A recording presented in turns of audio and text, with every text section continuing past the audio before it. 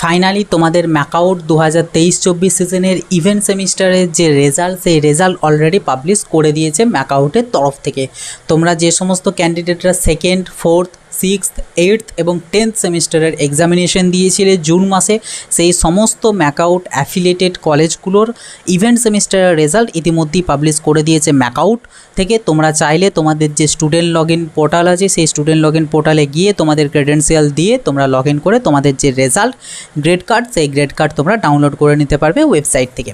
যথারীতি প্রত্যেকবারের মতন এবারেও সমস্ত কলেজের যে রেজাল্ট, সেই রেজাল্ট পাবলিশ করা হয়নি এখনও। অনেক কলেজের, অনেক অ্যাফিলিয়েটেড কলেজের কিছু ইন্টারনাল অ্যাডমিনিস্ট্রেটিভ অ্যান্ড অ্যাকাডেমিক প্রবলেমের জন্য অনেক কলেজের রেজাল্ট পাবলিশ করেনি। সেই সমস্ত কলেজগুলোকে বলা হয়েছে ম্যাকআউটের সাথে কন্ট্যাক্ট করতে, যেমন প্রত্যেকবার হয়।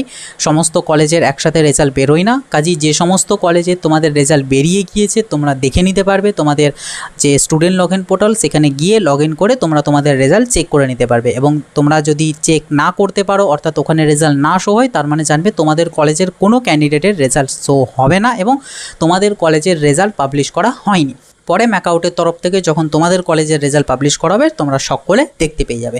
এবং যথারীতি এখানে তোমাদের বেশ কিছু জনের যে গ্রেড, সেই গ্রেড দেখবে আই লেখা থাকবে। ওকে, আই মিনস এখানে হলো ইনকমপ্লিট। আশা করি তোমরা সবাই জানো। তো ইনকমপ্লিটের জন্য কোনো রকম কোনো ইস্যু হবে না, তোমরা ওয়েট করবে, তোমাদের রেজাল্ট পরবর্তীতে ওটা আপডেট হয়ে যাবে এবং তোমাদের লেটার গ্রেড বসে যাবে, কোনো রকম কোনো ইস্যু হবে না। এবার তোমাদের মনে অনেকেরই এখন থেকে প্রশ্ন জানবে এবং আমাদের হোয়াটসঅ্যাপ, টেলিগ্রাম সমস্ত গ্রুপেতে তোমরা লিখতে শুরু করবে যে পিপিআর কখন শুরু হবে। কাজেই তোমাদেরকে বলি, পিপিআরের জন্য এখন চিন্তা করতে হবে না, পিপিআর এখন অনেক দেরি আছে। যখন শুরু হবে আমরা আমাদের যে হোয়াটসঅ্যাপ, টেলিগ্রাম গ্রুপ আছে, গ্রুপের থ্রু জানিয়ে দেবো, কোনো চিন্তার কিচ্ছু নেই।